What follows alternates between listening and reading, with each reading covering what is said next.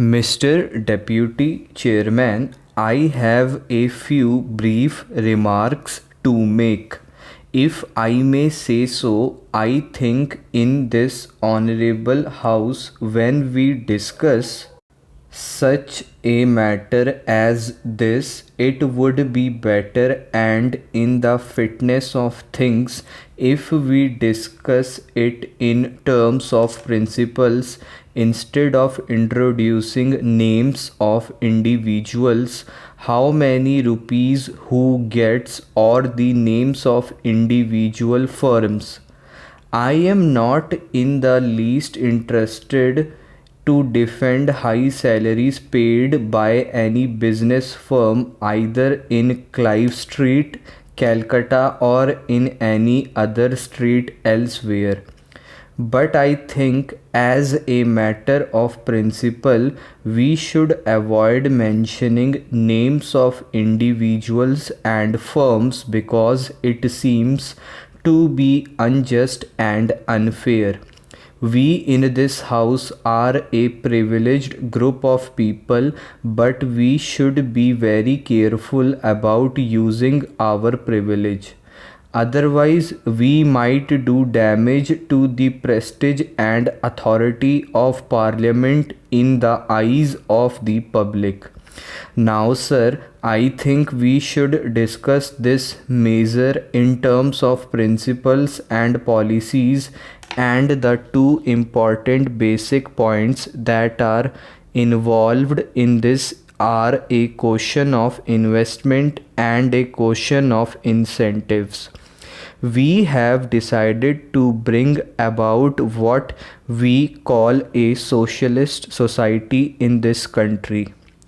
And a socialist society does not mean that we should engage ourselves in working out a just distribution of poverty.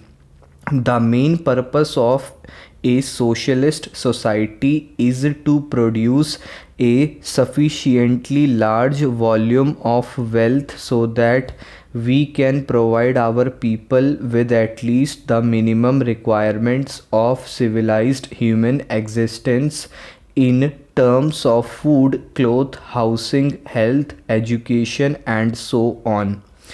Obviously, this wealth production and the volume of it that we require in terms of our situation requires investment on a massive scale.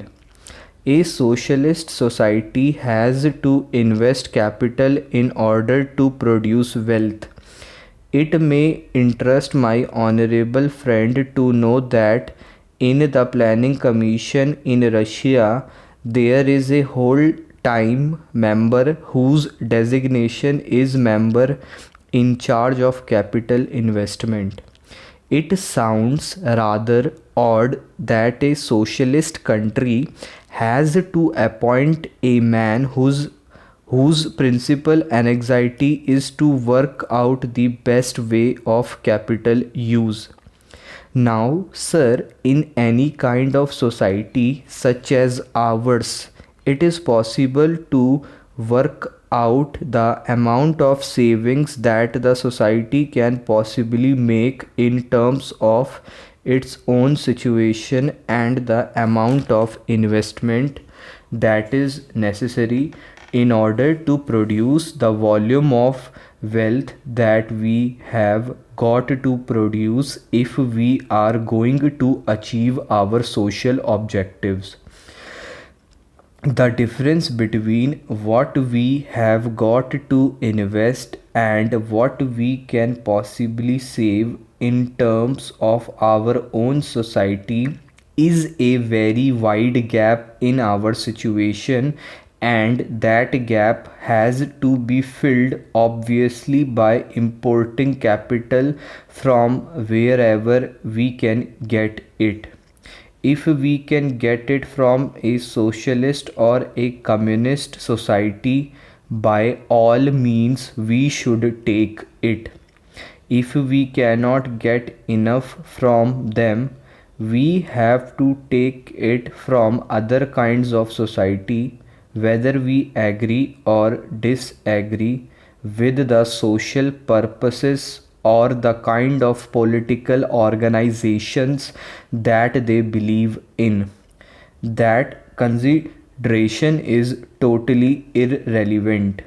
Now, the principal organizer of the Socialist Society in India, that is our leader, the Prime Minister, has himself said that he wants foreign private capital to come into this country.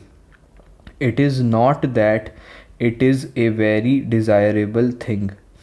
It is a necessary thing whether you like it or not, because otherwise, merely by importing capital, which is public capital owned by governments in those areas of the world where surplus capital exists, we cannot possibly bring into this country that volume of capital which is necessary to fill in this gap between savings and investment.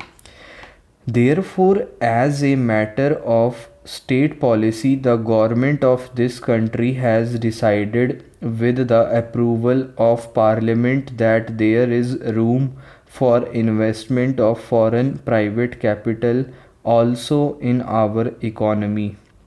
We are perfectly entitled to say that we do not want foreign private capital to be invested here at all, but we cannot have it both ways. We cannot eat our cake and have it too. If on the one hand we want foreign capital from other countries, we have to create a state of affairs in which they feel induced to come and invest their capital. As I have said, we are free to say that we do not want it.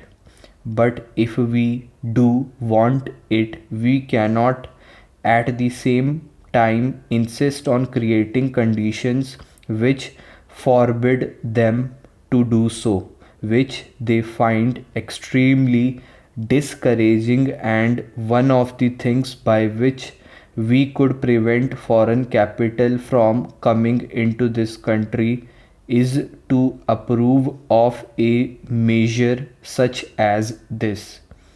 I am not saying that this measure is necessarily wrong. I am not suggesting that it is necessarily good and important. All that I am saying is, if you do want foreign capital, then do not pass this legislation.